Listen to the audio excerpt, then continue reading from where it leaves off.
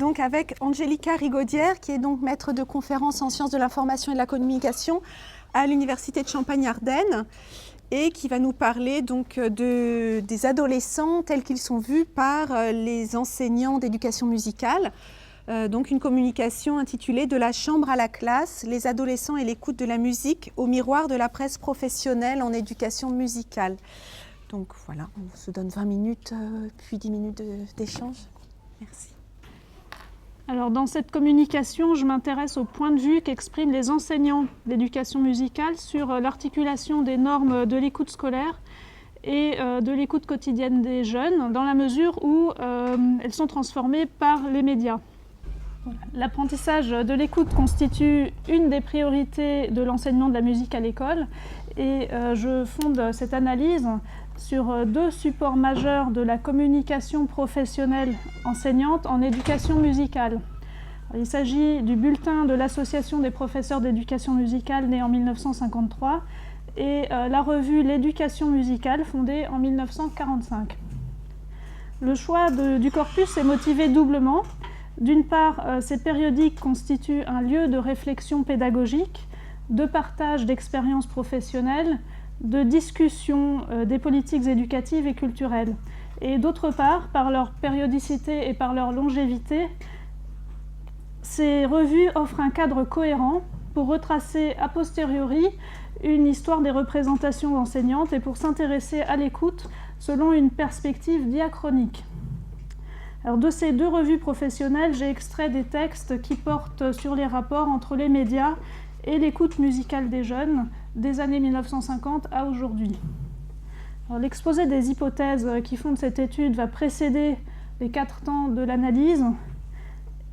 Le premier temps partira d'abord des programmes de collège de 2008, dans lesquels je tente de cerner le poids et le sens que les revues attribuent à l'écoute en régime numérique, et ensuite saisir dans les revues les manifestations et les moments du virage numérique constitue le deuxième temps de l'analyse.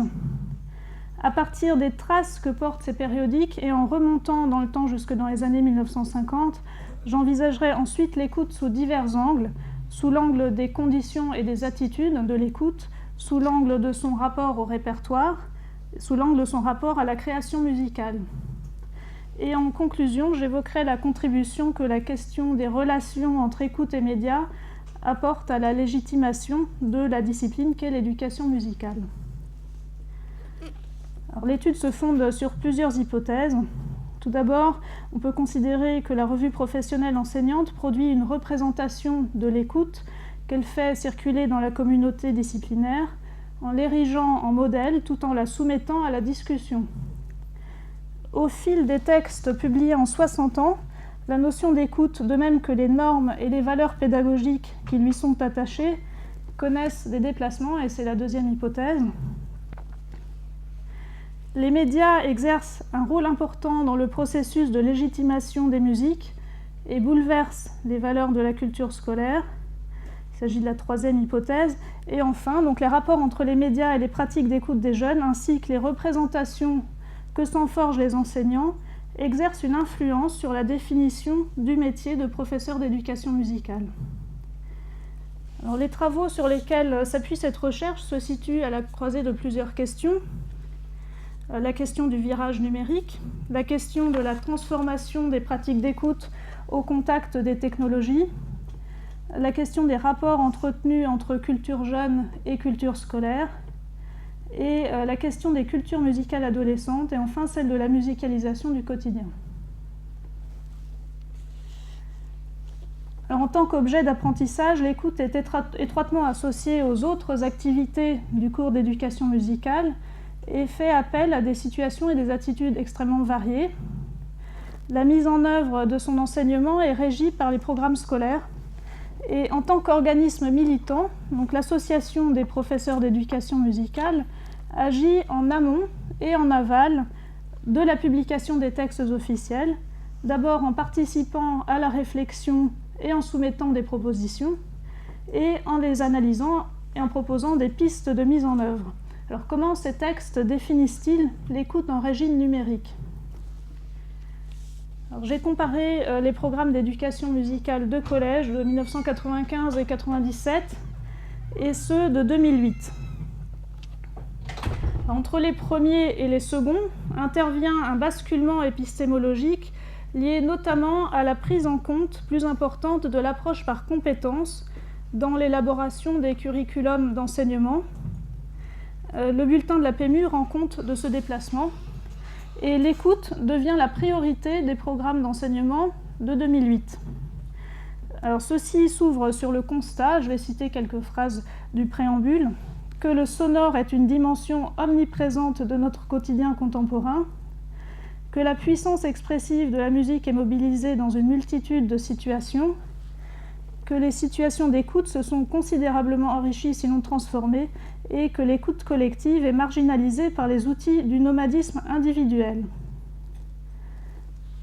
Un des objectifs du cours d'éducation musicale défini par ces textes officiels est d'amener les élèves à développer les deux champs de compétences que sont d'une part la perception et de l'autre la production musicale, à construire une culture ainsi que des outils cognitifs et langagiers qui leur permettent d'aborder de manière critique et réflexive les nouvelles pratiques musicales et les nouveaux modes de circulation de la musique, de neutraliser aussi les effets négatifs de la banalisation, et je cite toujours les programmes, de la présence quasi continue de la musique dans la vie quotidienne, qui induirait donc une perte d'attention à la musique.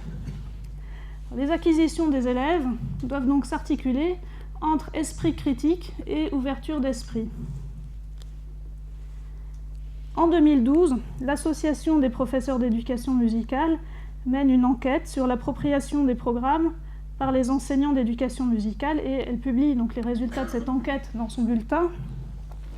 Cette enquête fait apparaître, je cite donc le bulletin, que les nouveaux programmes ont fortement favorisé les pratiques d'écoute. Alors, ces programmes contribuent à promouvoir une certaine approche de l'écoute, à la normaliser. Et les textes de 2008 privilégient une écoute attentive et intensive qui permet de comprendre l'organisation et le sens de la musique, une écoute placée au service de la construction de connaissances, une écoute fondée sur l'émotion mais aussi sur la formulation de jugements personnalisés, une écoute analytique et verbalisée au moyen d'un vocabulaire spécialisé.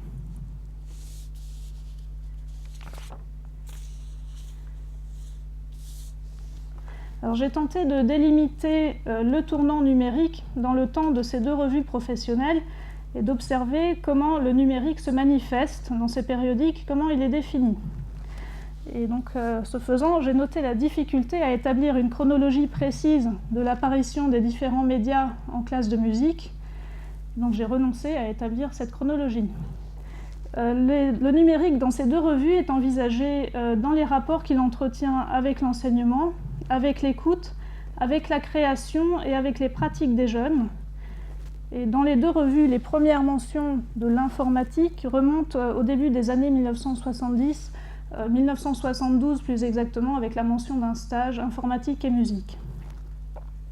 Alors, dans les années 2000, les textes présentent à la fois des outils numériques éducatifs, comme ceux par exemple coproduits par l'IRCAM et le ministère de l'Éducation. Ils présentent des séquences pédagogiques qui les intègrent et relaient également des réflexions enseignantes à propos de la pédagogie par le multimédia, à propos des comportements de zapping, à propos de l'impact des jeux vidéo sur l'apprentissage de la musique. Alors, replacée dans l'ensemble éditorial qu'est la revue et mise en relation en particulier avec les écrits dans lesquels il est question de l'écoute, ces textes parus dans les années 2000 permettent de dégager certains axes du questionnement enseignant sur les rapports entre l'écoute des jeunes et les médias. Ce sont des axes qui traversent les revues de manière diachronique. Et je vais donc dérouler trois fils en remontant dans le temps, celui des conditions de l'écoute, celui du répertoire et celui du rapport de l'écoute à la création.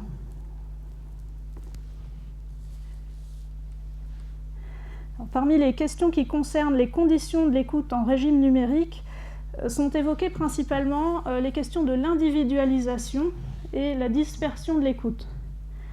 Le potentiel de l'informatique musicale à aménager des moments d'écoute en autonomie est identifié dès 1986 aux Journées informatiques du Congrès de l'Association des professeurs d'éducation musicale.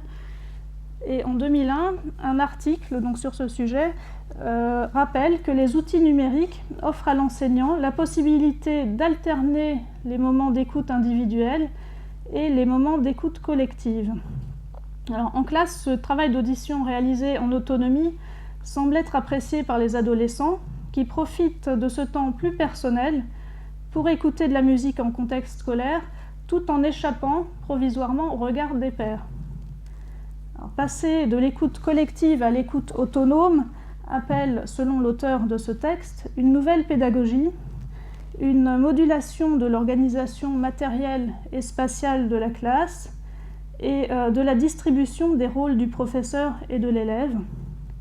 L'individualisation de l'écoute bouscule la définition de la discipline qu'est l'éducation musicale, considérée plutôt comme une discipline collective par cet auteur. L'enseignant doit veiller aussi aux conditions matérielles de l'écoute et aménager une ambiance propice à une audition attentive. Alors, le manque d'attention et de concentration des jeunes dans l'écoute est un sujet de préoccupation ancien des enseignants. Et par exemple, en 1957, Jean Rollin, compositeur, enseignant au Centre de préparation au professorat d'éducation musicale et auteur d'un guide d'enseignement de l'histoire de la musique par le disque, recommandait aux enseignants de mener l'activité d'audition de disque en classe dans le calme absolu, le silence et le respect de l'œuvre. Et il justifie ces exigences de la manière suivante, donc je vais le citer. Ceci me paraît très important à une époque où l'on confond volontiers la vraie musique avec le bruit de fond et le fond sonore des nouvelles et des informations qu'on écoute ou n'écoute pas en mangeant la soupe. Alors, cette représentation des modalités d'écoute dans les foyers des années 1950, autour du poste familial, renvoie la radio, donc selon la formule de Sophie Maisonneuve, du côté du divertissement des masses. À l'écoute distraite et de divertissement que la radio favoriserait, on recommande alors d'opposer une audition attentive. Et cette notion va se formaliser quelques années plus tard dans l'expression d'audition active ou d'écoute active, qui renvoie non seulement à l'idée d'attention, mais aussi à celle de critique. Alors, la question de l'introduction des médias dans les foyers et la question de l'expansion musicale dans leur rapport avec l'écoute fait l'objet de réappropriations et de variations sémantiques au fil des textes. Dans les années 1950, l'introduction de la radio et du disque dans les foyers n'est pas présentée uniquement sous un jour négatif, mais elle est aussi présentée comme un moyen d'accès au monde sonore, selon l'expression de Georges Favre, alors inspecteur de la musique en 1955. Donc un moyen d'accès au monde sonore pour une population qui ne fréquente pas les concerts et en particulier pour les enfants. En classe, l'élève découvre donc le répertoire classique.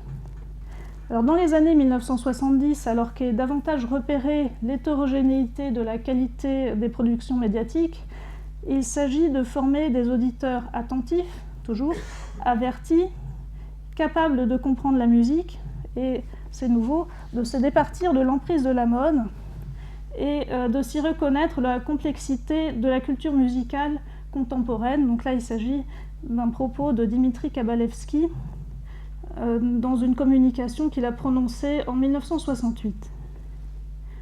Alors, cette tendance se confirme au milieu des années 1980, en particulier avec les programmes de 1985 qui accordent une place primordiale à l'écoute des œuvres et à l'éducation de l'oreille, et auxquelles sont alors associées des activités d'invention et de création.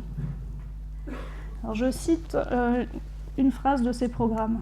« Il convient d'éviter toute audition passive et de maintenir éveillée la curiosité des élèves, de développer et d'affiner leur capacité d'écoute, d'aiguiser leur sens critique, d'élargir leurs connaissances. À la peur de lasser l'auditoire et à la mission d'élaborer une culture, l'enseignant répond différemment, selon qu'il se situe dans les années 1950 ou dans les années 1980. Donc, dans les années 1950, l'éducation musicale visait à former le goût, voire le bon goût des élèves, à les attirer vers ce qu'ils appelaient, donc selon la formule de Jean Rollin, avec quelques terreurs, la grande musique. Et à cette fin, les enseignants ne devaient faire entendre aux enfants, je cite toujours Jean Rollin, les œuvres incontestablement belles, choisies parmi les plus élevées et les plus caractéristiques de la musique, que des pages d'un goût et d'un style indiscutables, et il ajoute, dans leur forme originale. À partir des années 1970, ce culte de l'œuvre et l'affirmation franche des valeurs esthétiques est remplacée par la notion de culture, comme le relève Odile Tripier-Mandansin dans son étude des programmes d'éducation musicale. Et progressivement, les activités d'écoute auront pour objectif d'affûter la sensibilité et les facultés de discernement ou de discrimination des élèves. Dans les années 1980, prenant acte du face-à-face inégal entre le showbiz et le programme d'enseignement, la presse professionnelle relève plusieurs obstacles à l'éducation musicale. Tout d'abord, le comportement des adolescents qui seraient sous emprise des médias. Ensuite, leur manque d'ouverture à différents styles de musique, et notamment donc, le rejet de la musique classique, et toujours donc, leur absence d'écoute. Et les enseignants témoignent alors de leur utilisation du répertoire jeune pour enseigner la musique classique, anticipant souvent les programmes de 1985 qui confirment l'ouverture du répertoire et qui affirment la primauté de la sensibilité sur la connaissance. Alors, il est intéressant de remarquer que 13 ans plus tard, le congrès annuel de l'Association des professeurs d'éducation musicale est organisé autour du thème « Musique émergente des 30 dernières années et adolescents » et qu'il fait l'objet d'un numéro spécial du bulletin. Donc, il témoigne de l'intérêt que portent les professeurs d'éducation musicale aux musiques qu'écoutent les jeunes, mais il témoigne aussi du besoin de formation des enseignants dans ce domaine. Et les enseignants sont effectivement invités à donner des clés d'écoute aux jeunes pour comprendre le monde musical contemporain en l'inscrivant dans une perspective culturelle. Les décennies 1990 et 2000 sont celles d'une mise en relation plus étroite dans les programmes d'enseignement entre écoute et invention, entre écoute et manipulation des outils de création musicale. Le début des années 2000 est le moment que choisit la revue L'éducation musicale pour valoriser, par une série de textes, les réflexions des compositeurs du GRM. Alors, cette revue avait déjà consacré des articles au GRM en 1975, date de l'intégration de cet organisme à l'INA. Et la question de l'écoute occupe une place cruciale dans les propos des compositeurs du GRM. Alors, à confronter ces textes des compositeurs du GRM avec ceux qui émanent des personnels du ministère de l'Éducation nationale, on perçoit les diverses significations que peut revêtir l'attention dans l'écoute. Quand les enseignants et leurs responsables hiérarchiques évoquent l'écoute active, de son côté, un compositeur du GRM, comme Christian Zanesi par exemple, parle plutôt d'intimité et de profondeur de l'écoute, incitant à entrer dans le temps du son. Et en 1975, Bernard Dur, compositeur au GRM, mettait d'ailleurs en question la notion d'écoute active. Alors, je vais le citer. « Il y a une imposture culturelle dans la musique. La chose perçue n'est pas la musique, c'est une somme d'images, de critères. L'écoute n'est pas active, elle est spectacle. L'écoute active met en évidence des critères qui ne sont pas forcément musique. » Bernard Dur explique dans sa communication donc, transcrite par l'éducation musicale qu'il différencie les auditeurs dont l'écoute est extrinsèque et les auditeurs dont l'écoute est intrinsèque.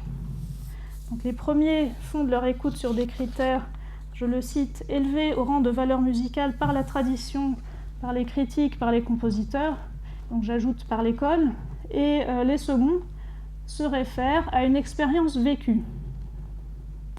Alors, ces écrits des compositeurs du GRM mettent aussi l'accent sur ce qu'ils appellent le changement de fond ou l'évolution esthétique radicale que produit la diffusion de la micro-informatique et du multimédia dans les années 1980 et 1990.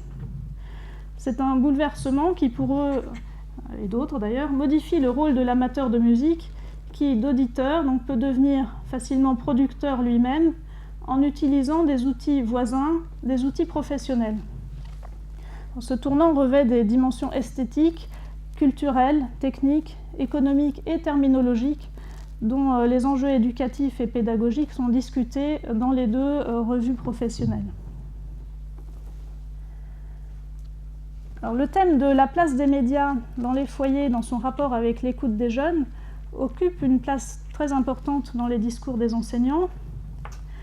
Il revêt un caractère non linéaire et complexe, et toutefois il est possible de déceler à partir de certains groupes de textes quelques-unes des inflexions de ce thème.